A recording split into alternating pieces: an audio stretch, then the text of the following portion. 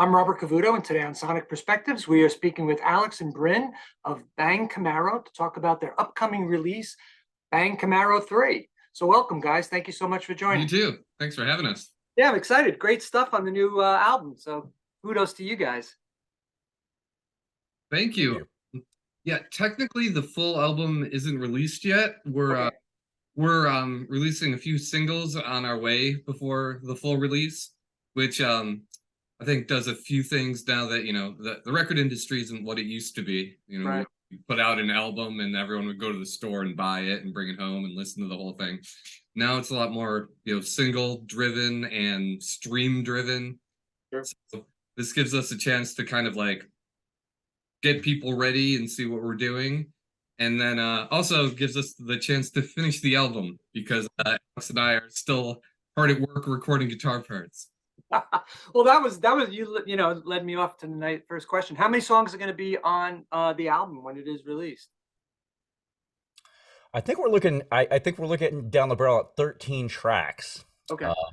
Which is really exciting for me, and I would say for us, because when we decided to get together again and start making music, we just wrote a song, and the idea was that we were just going to put out a song and be done with it. But then I guess we got so inspired in this time period where we were actually just waiting for our producer and for the studio time to free up that we ended up writing 12 more. And we were like, oh crap, we have an album.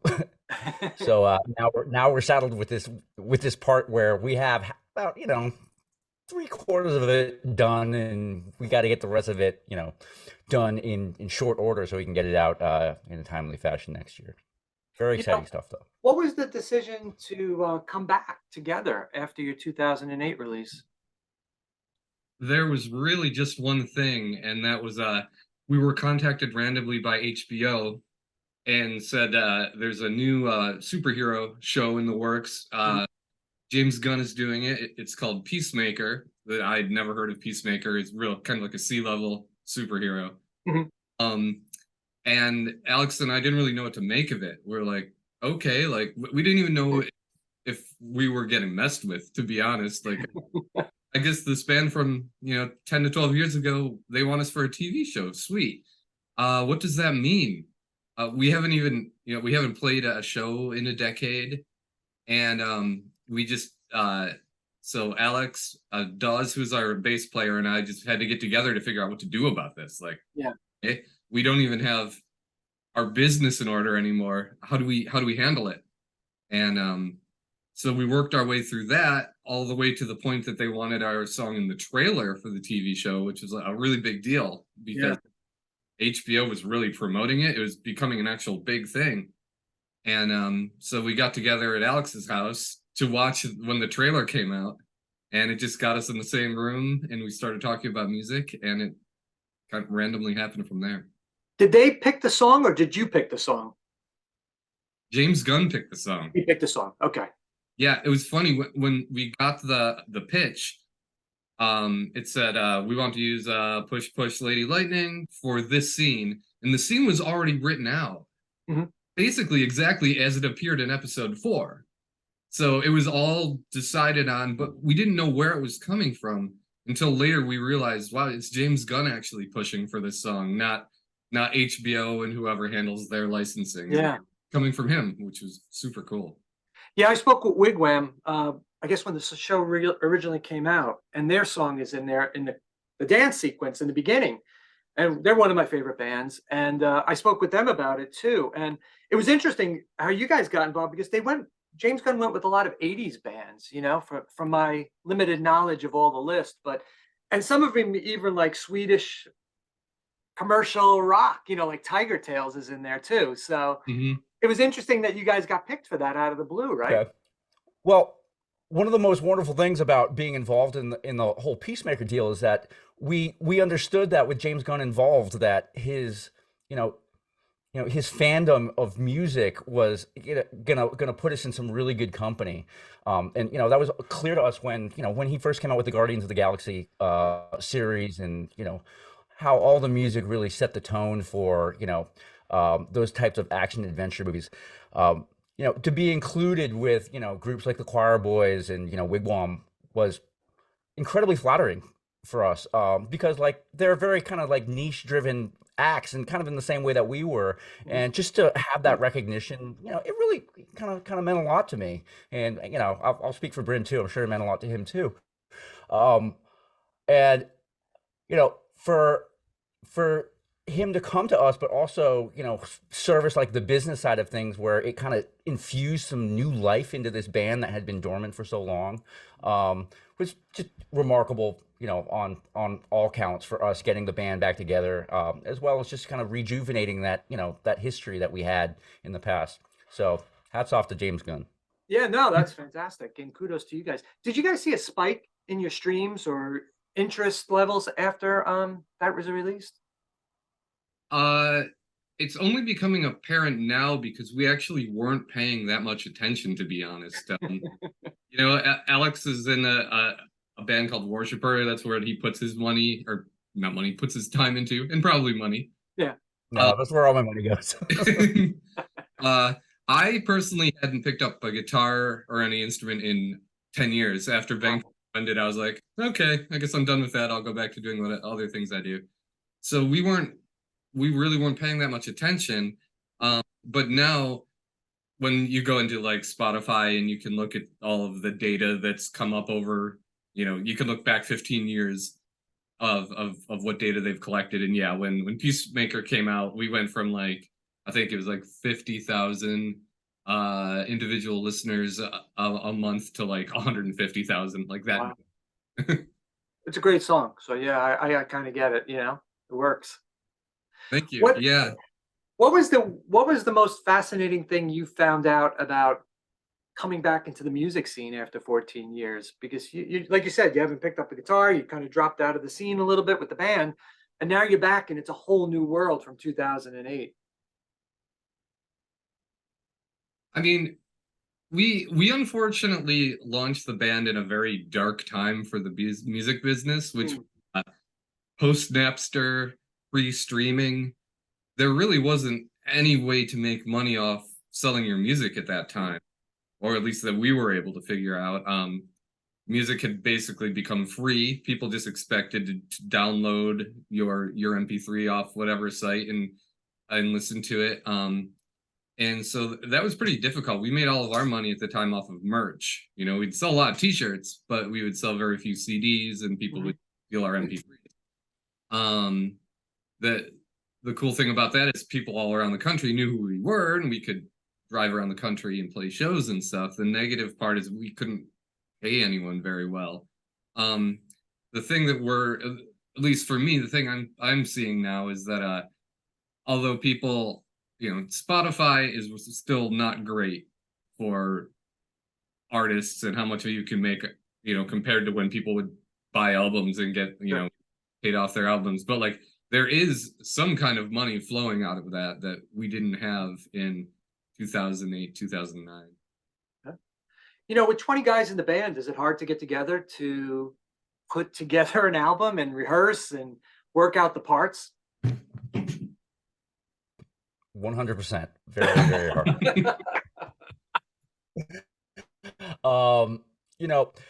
When we first got the band together and we started going out on the road and having shows, the live spectacle was very apparent.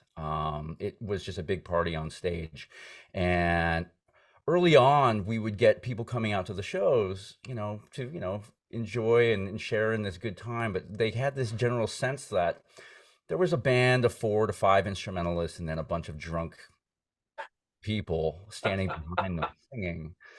And what was kind of hard to explain was that, yeah, they may have had a few drinks in them, but they were also very, very well rehearsed. And like they sang in 3-part harmony, across, 15 people.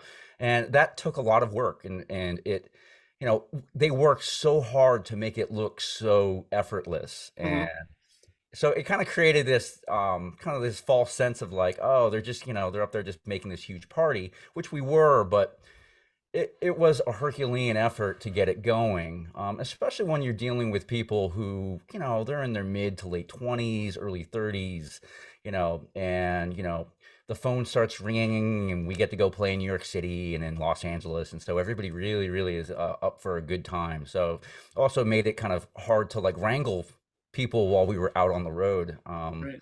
I think our sound guy he made an analogy about how, you know, it's not like herding cats, it's like herding drunk lions. And he wasn't that far off.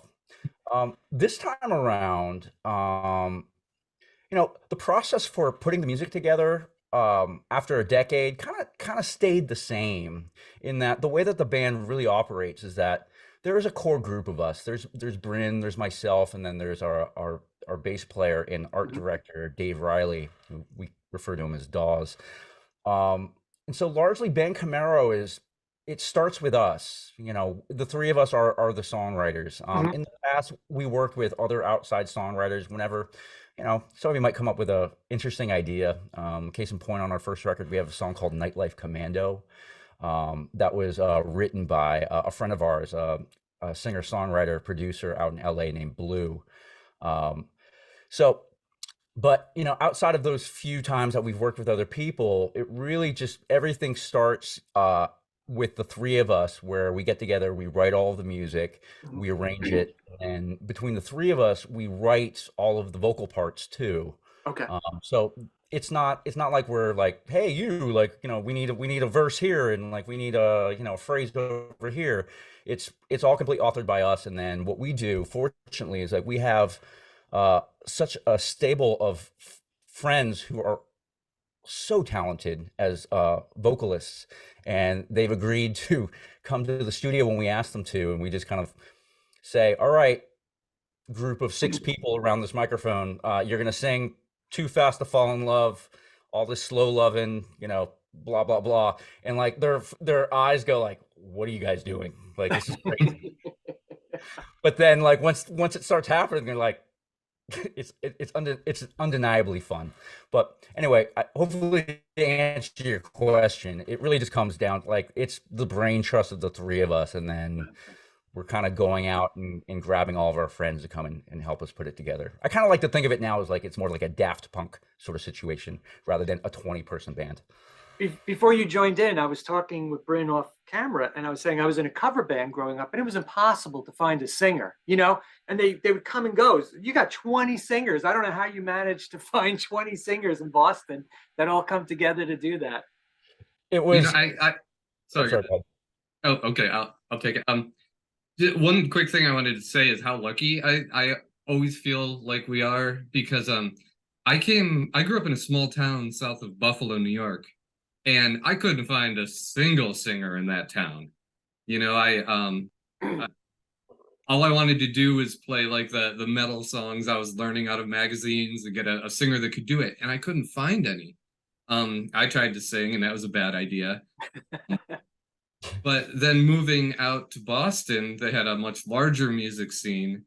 And finding people, all of these guys were lead singers of their own bands. They're all really good. When we want to do some type of Queen-like harmony, we're like, okay, here's the harmony, and they work it out and they nail it. Wow. And I'm just super fortunate to have been surrounded by that many friends and that much talent, because I definitely grew up on the other side of that, where I like you were saying, it was really hard to find anyone. Yeah, I agree. You have some cool songs. I heard about, I guess, 5 tracks I was sent. Too Fast to Fall in Love. Great stuff, real Motley Crue reference and homage to them, not only from the title, but also particularly the opening riff. We talked a little bit about your album in the background there. Was that a big influence on you guys for writing this one? Yeah, I would say so. Something that the band has always done when we're writing music is we have to start with something that just a quick little idea, a little concept. And I think this started back in 2008. We must have been in the van going somewhere, and you know, somebody figured out that there are those 2 Motley Crue titles, and we just kind of put them together. We're like, we need to write a song called Too Fast to Fall in Love. Awesome. And we talked about it for years. Even after the band ended, you know, Bryn and I would still, you know, chat every now and again, like, you know, we need to get together and write that song one day. It's like the unicorn we were chasing. Like, one day we will write that. Yeah, one day we're gonna get there. And And so Bryn mentioned that, we had a little viewing party for the trailer here at my house where we got together, we had lunch and we caught up and all that. And then Bryn was just sitting there and he grabbed the guitar and he's like, I was in the shower and I was coming up with this little idea. And then he just spit out pretty much the entire song right in front of me and Dave. And at that moment, we are like, all right, the band is on again. Here we go. That's Well, I'm lucky that you guys gave me that much, like, I don't know, like, trust, because also, like, it didn't sound very good because I hadn't played guitar in 10 years. So I was like, I think a little something like this. Like a bunch of garbage came out, but they kind of knew where I was going with it. The important part was that the idea made us go, ha ha ha, that's funny. We should do that. Just about everything that we do usually starts with this piece of like comedy or levity. We're just like, does that make us feel good? Yeah, that's hilarious. Let's go with that.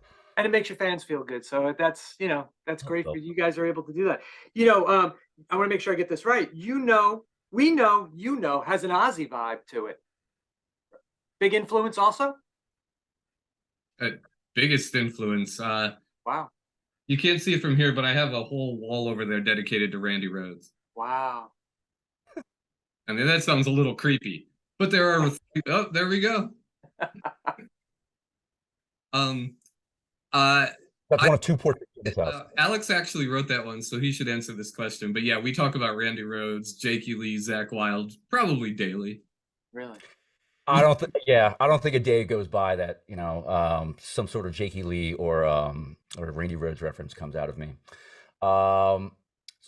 So we know, started off as right when Bryn was working on these ideas for Too Fast to Fall in Love, which to us were like what you hear on the record is very close to what came out of him. So immediately I was inspired to like, oh, if we're going to do something like that, let's do something like this. And, I was looking for a kind of like a Randy Rhoads, like Jakey Lee sort of like dig it sort of like on the A string sort of thing, because there have been these like videos floating around on YouTube of Jakey Lee demonstrating how he played Bark at the Moon. All right. And how it started off, that riff originally, according to him, it was more like Shout at the Devil, or like more like Looks That Kill. Yeah. And like I guess Bob Daisley must have gotten his hands on it, was just like, well, we can make this a little bit more like I Don't Know or Suicide Solution if we start adding these 16th notes in there. And so that was kind of the idea, that I just wanted to come up with something that was just in the key of A or A flat, that uses 16th notes. So I think I just hit a couple of, inverted power chords, and Bryn was like, do something George Lynchy on that one. And then all of a sudden, we had the riff. And so when I ran with it, my idea was this, all right? I just wanted to make an homage to the song I Don't Know, first from the Blizzard of Oz record. Yeah. Which, if you're an Ozzy fan, like that is like one of the calling card songs of that early era. He opened up his shows with it. And so we kind of had the same similar idea. So it took on the working title, because we do this all the time, because we're not just one lead singer, we're 15, 20 of them. So instead of I Don't Know, it became We Know. So we wanted to kind of create the response, song to it. So now I'm probably giving up the ghost a little bit here, but if when that song comes out and you listen to the arrangement of it, I used I Don't Know as my inspiration for how the song moves. And so even some of the chord changes are kind of very reminiscent of those things. So if you are catching those types of references in our songs, like they're there. And what's funny to me is that we finally live in a climate where, being an Ozzy fan, is like a mainstream thing. Like being a Slayer fan, is a mainstream thing. Whereas like when Bryn and I first started this band, like on our first record, there are so many references to early Ozzy, Motley Crue, Def Leppard, like where we were just quoting licks from different records, and not once were we ever called out on any of it, because I don't think anybody knew. Yeah. But now they should, I hope. Now they will, right? Now they're going to come knocking. I love Ozzy too, solo. I never was a Black Sabbath fan, but I was an Ozzy solo fan, and at the same time, Black Sabbath with Tony, with Ronnie James Dio. So that was kind of my starting point with both of those things. So yeah, of course, I fell in love with that stuff, and great reference to that. And same with One Way has a Van Halen vibe, or a Van Hagar vibe to it with the keyboard. Yes. That's how I felt too. Our keyboard player, our player turned keyboard player. We didn't know he had this in him. He showed up one day and he's like, "Oh, check this out!" And he had a fully realized demo. And as Alex will tell you, I love Van Hagar. Well, I love 5150. I think 5150 is amazing. Yeah. Like all that much of the later Van Hagar, but I love 5150. So as soon as I heard that, I got like super excited. It's a great song too. You know, it took me a minute. I'm not a big Van Hagar fan. I'm a, the earlier stuff I love, and I'm listening. Go, is this Styx vibe? Is this Toto Foreigner? Where is this? And then then it hit me out of the blue about halfway through the song. I was like, it's got a Van Halen vibe, which is very, very cool and really well done. So you guys did a tremendous job, and the keyboard player did great. Thank you. Yeah, and we were talking a little bit about the Motley Crue album. Yeah, in the background, Shout at the Devil. What an influence that was on you guys. Yeah, Shout at the Devil. It was something I had to go back to because I was a little too young for it, and so I learned about Girls, Girls, Girls, and Theater of Pain. And then you learn about these bands you love, and then you hear they have earlier albums that like maybe an older brother or an uncle are like, "Oh, if you like this garbage, you're really gonna like this earlier album." And they were totally right. Like Shout at the Devil was it was a pretty big change for me because my parents were hippies, so they were pretty cool. And basically any music I'd bring in, they'd be like, "Oh yeah, it started with Jimi Hendrix," and and they were very supportive. But I brought in that album with the pentagram and a picture of all of them, like super evil with like candelabras and stuff. And my mom was just like, "I don't like this." This is what I'm into now. Yeah.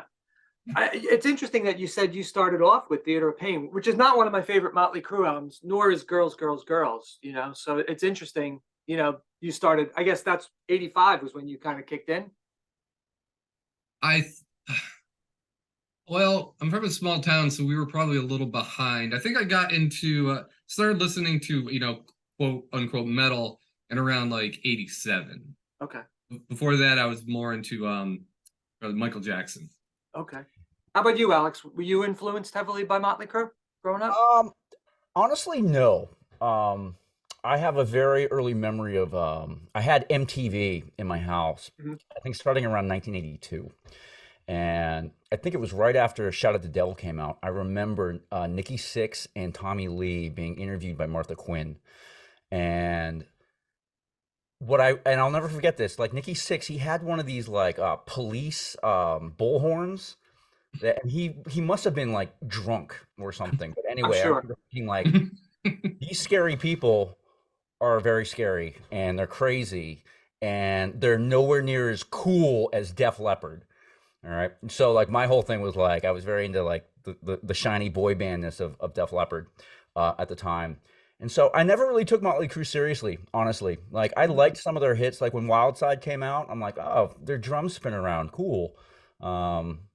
They have girls on stage, that's cool. But I don't know. I had a hard time taking Motley Crue seriously because there was just something about them that just kind of missed the mark. But like when I started hanging out with Bryn, a good like 16, 17 years ago, like all of the bands from that era started kind of bubbling up again for us because you have to understand that back in those days, we were both playing like indie rock bands. So we kind of had to feel each other out around, hey, did you like Motley Crue or did you grow up listening to Iron Maiden? Things like that. So it wasn't until then that I got into Motley Crue. I was like, oh, wait a second. All right. They're a little bit more than just their hits. Like I finally, there's a soft spot in my heart for like Mick Mars now. Yeah. I've heard a lot of people like the way that guy plays guitar, but there's just something about the way that he does this thing that I think is cool. So I came around a lot. that was a unique band and a turning point for me with playing guitar, because I went from like Judas Priest, which is strictly bar chords for the most part, to doing what Mick was doing, where it was all these funky combination of notes. I don't even know how to describe it now, but and learning how to play that. So that was a bit of a challenge for me trying to figure that out. Def Leppard was the same way too. That wasn't your typical bar chord stuff like early Iron Maiden, early Judas Priest, Crocus, what I was doing back in the day. Right. As a guitar teacher, I talk about that a lot with my students about how, the inception of like leather-clad heavy metal, was really the introduction of the straight power chord, and you had two guitar players playing usually the same thing at the same time simultaneously to give this big amount of power. And I think to make that music a lot more streamlined, they started taking out the thirds and from their chords and just making them a lot thicker. But then Def Leppard came around, and I think because of their production sensibility, they worked really hard to make sure that their two guitar attack, that their guitar players never played the same thing together. They were always playing in harmony, or they were also creating like these kind of like composite harmony chords. One of my favorite examples of that is like when you listen to the opening guitar riff to Photograph by Def Leppard. Yep. Like the last two chords there, like you need two guitars to pull that off correctly, because you have these two chords that are kind of playing off of each other. And like once like Bryn and I figured that out, we were like, oh, wait a second, like this is something that we want to try to infuse into what Bang Camaro was doing as well. So there's you can hear like us trying to make a good or like make our attempt at doing the same thing on our first record, like particularly on a song called like Pleasure Pleasure.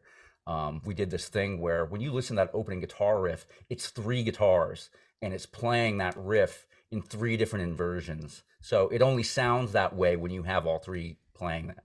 And we completely ripped that off from Def Leppard. Yeah, Photograph was a hard song to play. I remember trying to nail it in the cover band, and it never worked. And we had two guitar players, and it was really challenging. And then you had a singer who couldn't sing it anyway. So that made it completely impossible to even perform it, So it was a tough song. And we didn't know enough about, dropping a half, or a whole step or a half step. We didn't understand that. We put a capo on, and that was crap, And I wasn't experienced. As experienced as probably, you guys are back in the day. I was an average guitar player at the time. So still a big fan now of playing. And I love collecting guitars. So that's my passion. Oh, yeah. What is that guitar behind you? Is that Eddie Van Halen? Yeah, this is I'll show you. It's a VH2. Yeah. I actually built it. Oh. Yeah. Awesome. It was a kit guitar, and I think I spent more time worrying about the paint job than anything else. As you will. And I got Michael Anthony to sign it. I don't know if you can see it there. Oh wow, great. Yeah. Badass, dude. That's beautiful. Sammy signed the back plate, because I really wanted to get all of them to sign the front, and then like I said, I wasn't a big, but I ran into him. So yeah, I built it. It doesn't sound that great, and then I got these watermarks off of eBay. Oh, okay. Awesome. Nice work. Beautiful. Yeah, it came out really good. So I actually had a red one too. It's in the closet over here, but yeah, that I made. I didn't play enough guitar to say I'm going to go out and buy this one for $1,800. I just, starting a family, a house, mortgage, and so on. I just said I can't do it. I don't play that enough. But so I said, you know what? I'm going to build a kit guitar for $200, and it works for me. So it's pretty cool. I've never done that. Yeah, it's a lot of work. You learn very quickly that you don't marry epoxy with acrylic, otherwise you're scraping the paint off the guitar because it bubbles it right up. So I probably took about 10 tries to get this right. It's like, well, I like this paint and I like this paint, not realizing one dissolves the other. So there's a lot of work. Oh wow. When are you guys going to be? When do you think, or what's the goal to have the album done, and can we expect a tour? We're still working on the guitar parts, but also working on what date we think we'll have it all together. Hopefully, We'll be finishing up before too long, but then generally you have to have other lead time. Like, you know, you finish the album, then you try to get the word out before you release it. So you don't just like, most of the time you don't finish the album, master it, and then, you know, post it on Spotify the next day. You try to take a little more time so people will actually know it's coming and will hear about it. So we're trying to figure that out now. As far as you know, playing live shows and touring, we're also kind of taking that as that comes. A lot of our original singers have moved. Some, you know, one guy lives in Toronto, another guy lives in LA. But they actually flew in for our recording sessions, which has been cool. So it was great to have everyone back together. But we also pulled in some new people from the Boston area, and that was fun too. But we've been just putting all of our time into the recording right now. So trying to figure out, okay, what would we have to do to take this out of town to take it on the road becomes like another pretty big set of discussions to have. Because, you know, hurting those lions, you gotta be ready. Well, I'm excited about it because I love a good party, and it looked like a great party for them. I watched a bunch of videos on YouTube, so I'm always up for a good party with beer, and I'd love to come and see you guys play. I can't sing, but I'd love to see you guys play. It looks like a lot of fun. Thank you. You know, just to echo Bryn, we are just trying to, you know, take it as it comes. One thing about this project, as we've resurrected it, that has really appealed to me is that we're really trying to not re-engage with the music industry, as it were. Like, more, this is a project where we're going to work at our own pace. You know, when we have things that are ready to go, we'll get them out there. And so we're not trying to indulge in any of like the stress of like, all right, we have to have 2 months of rehearsals so we can go out on a 2-month tour and things like that.